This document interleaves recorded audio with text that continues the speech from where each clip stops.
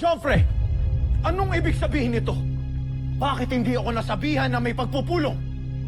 Tapos na ang pagpupulong. Joffrey! Meron akong naisip na taktika para labanan ang Agilang Bakal. Taktika baka mo. Kwento mo sa mga sundalo.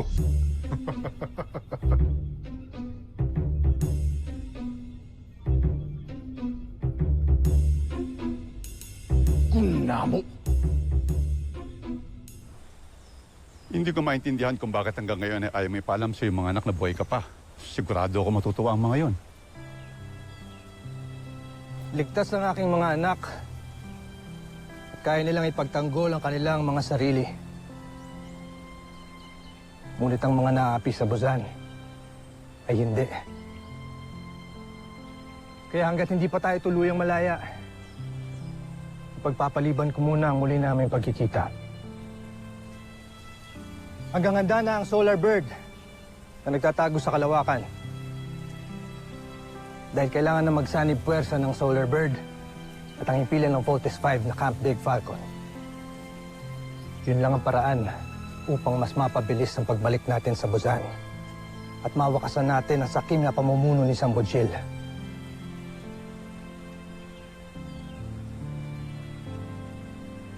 Ang pagmamahal ko sa aking mga anak ang nagtulak sa akin para wakasan agad itong misyon na to. Ngunit habang hindi pa tama ang panahon, titisin ko munang hindi kami magkita-kita.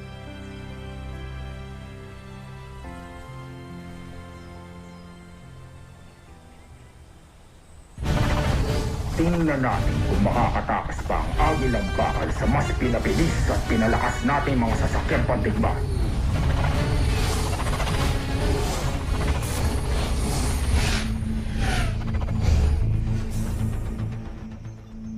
Doctor, General. We received a report from Africa na may sightings daw ng Buzanian flying saucers.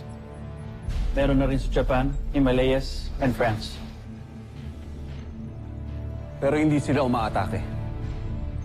Parang dinideploy lang nila yun para may hanapin. Ang Mechanical Eagle. Hindi kaya yun ang hinahanap nila. Then kailangan ng Mechanical Eagle ang protection natin. Ipapahanda ko mga jets para ma-deploy kaagad on my command. Let us help, Dr. Hook. Kailangan mauna kami makahanap sa Mechanical Eagle.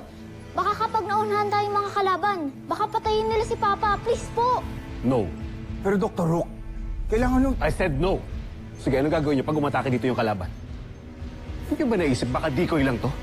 If I tell you to stay, you stay.